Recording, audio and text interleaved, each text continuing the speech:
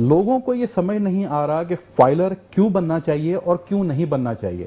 دیکھیں I am in all support کہ آپ فائلر بنیں. فائلر بننے کا یہ مقصد نہیں ہے کہ آپ نے انکم ٹیکس دینا ہے.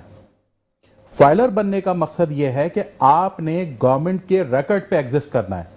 اب آپ بتائیں, جیسے آپ نے مجھ سے اس وقت جو آپ بات کر رہے ہیں کہ آپ کو کوئی باہر سے گفٹ کرتا ہے گاڑی, وہ آپ کو پیسے بھیجتا ہے اور کہتا ہے ذیشان صاحب آپ میری طرف سے گاڑی خرید لیں.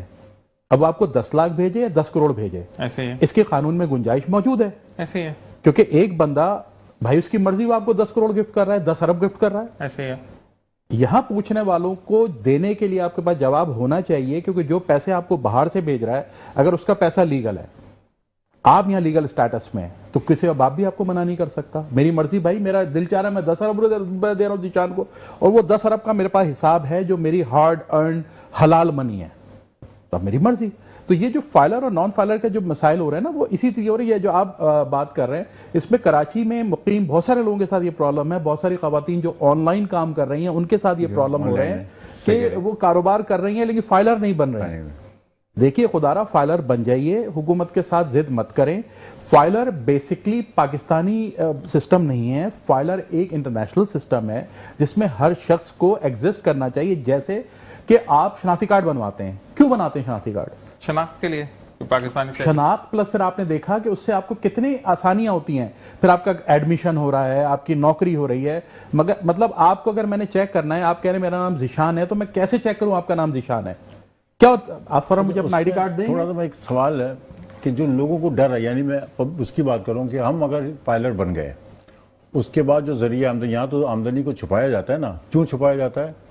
کہ اداروں کے پاس ہمارا کیس جانے کے بعد ایک تو رشوت شروع ہو جائے گی, پھر ہماری آمدنی جو ہے وہ اوپن ہو جائے گی, یعنی وہ اوپن بھی ہو جائے گی. دوسری بات خالد ہے کہ یہ مسئلہ ہے کہ جب ٹیکس لگے گا اس کو چھڑوانے کے لیے 50 لوگوں کو ہمیں پیسے دینے پڑیں گے.